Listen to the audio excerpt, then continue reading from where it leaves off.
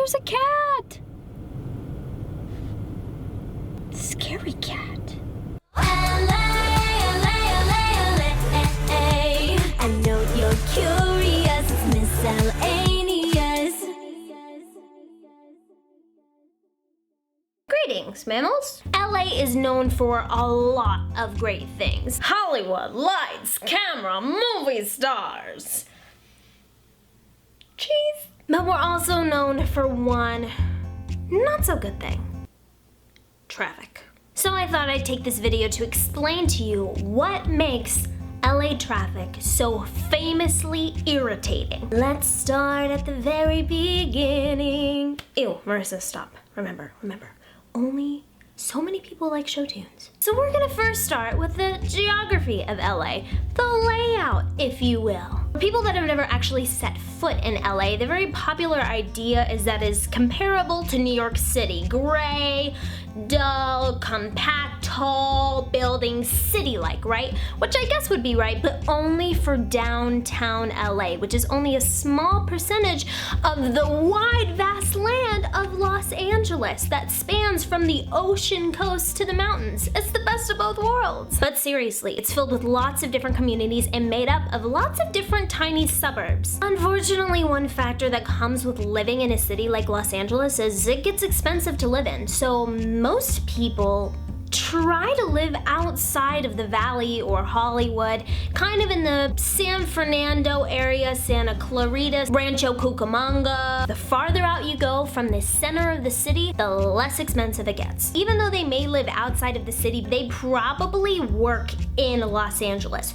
So all of the people from the outside every day come into work and then go back out to their houses. And that's where we get most of our traffic, not to mention we're completely overpopulated. If you'd like to avoid any of this traffic, you have to keep in mind that there are two giant blocks of time during the day that are filled with traffic. Those times are 6 a.m. to 9 a.m. or even 10 a.m. and then 3 p.m. to about 6:30 p.m. So we've covered the times of traffic, right? Next is interstates. Very common way to communicate highway names here is to put a "the" in front of what's to follow. So get with the program. Unlike other cities, we have to take into account any award shows coming up because all the academies like to set up early, which means red carpets and equipment set up early, which means the roads can be closed up to a week early. Not to mention the president likes to come visit us, so that's always fun. We haven't even talked about the beaches yet, and the piers, and how tourists love beaches and amusement parks. So, great idea. Let's take an amusement park, put it on the Santa Monica Pier next to a beach. That'll draw great crowds and cause way more traffic. Now for the big one. Rain. Don't get me wrong, rain is a great thing, especially for us because we totally need it. We're in a drought. Bring it on, Mother Nature! If it were up to Californians, most people would probably have a unanimous vote to not even go out and about when it rains. But people gotta work. People gotta eat. People gotta live. People gotta socialize. Woo! Because we're in a drought, all our roads are constantly very, very dry. So when it rains, all the natural oils come through the cement and make the roads a lot more slippery than we're used to. And no one adjusts their driving techniques to adapt to weather changes, which leads to car crashes, which are just not good. Traffic can be funny though, like people watching, I have witnessed so many different people doing different things. Let me demonstrate. Now keep in mind, all of this was filmed while I was parked, stopped, and safe, so no YouTubers were harmed in the making of this montage. It's a normal day. I've probably left in plenty of time just in case I hit traffic, and what do you know? I hit some traffic. But that's okay, because I've got my trusty sidekick called music. I just turn it on and give myself a little personal concert, a little stretch of the pipes, if you know what I'm talking about. Maybe we're missing. It could be different. It could. Others have a different idea. And we've got the bookworms. Yep. Can't put them down, can you? A lot of people have Bluetooth in their car because of that phone rule. Therefore, they like to talk on the phone. But to us, it just looks like they're talking to themselves. No wonder people think Californians are crazy. And then we've got what I like to call the angry elf. The ones that have completely convinced themselves that everyone else is responsible if they are late. Then we've got the girls or boys who transform their cars into the portable powder rooms. Then you've got the zombies, phased in a blank stare, contemplating life, hasn't gotten much sleep, or has been binge watching shows on Netflix. Most likely the last one. And they probably can't be awoken by their mental dozing unless one of the angry elves alerts them. Last but not least, my personal favorite, and probably the most popular one that you'll encounter on the LA interstates, is the passionate actor.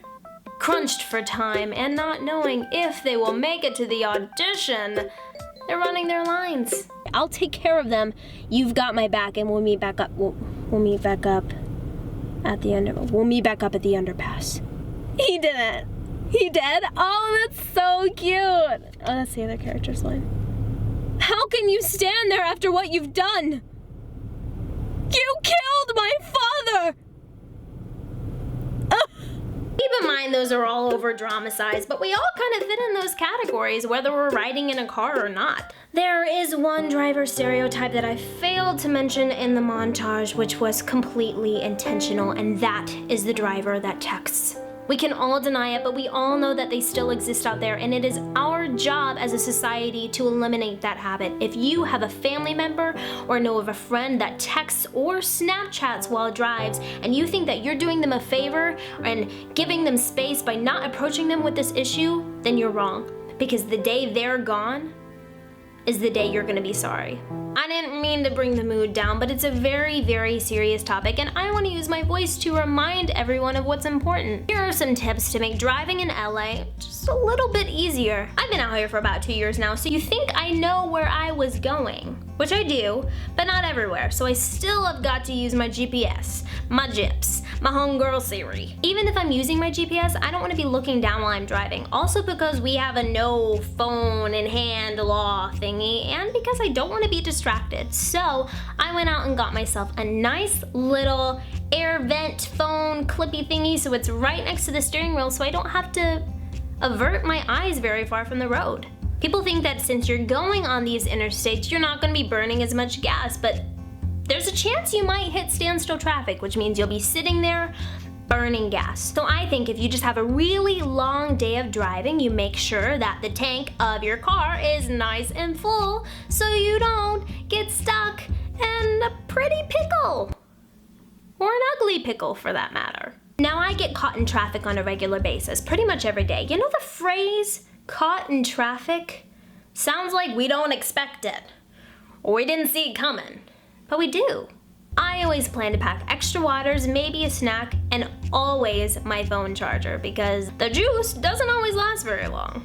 But it's not just the highways that have traffic. When I think of standstill cars, there's only one food establishment that comes to mind, and that's In-N-Out. No matter what time of day it is, there's always a ginormous line, which is ironic, because it's named for its rapid service. But don't let that stray you away. It's known as one of the best burger joints on the West Coast and is also popular for its animal-style fries, which includes melted cheese, the In-N-Out secret spread, and grilled onions right on top. None of the In-N-Out buildings contain microwaves, heat lamps, or freezers, so all of the ingredients are fresh, which you don't really expect from a fast food restaurant. So if you're ever in LA, I'm sure everyone has told you that you can't leave without getting your In-N-Out experience. If you learned a lot and enjoyed this video, go ahead and give it a thumbs up, subscribe, and comment down below. What kind of music do you guys like to listen to while you're in the car? I know I always like to be updating my playlist on my phone, so go ahead and send over your fresh beat suggestions. Mwah. Much appreciated, and I'll catch you guys later with another weekly dose of random. Ew, what was that sound?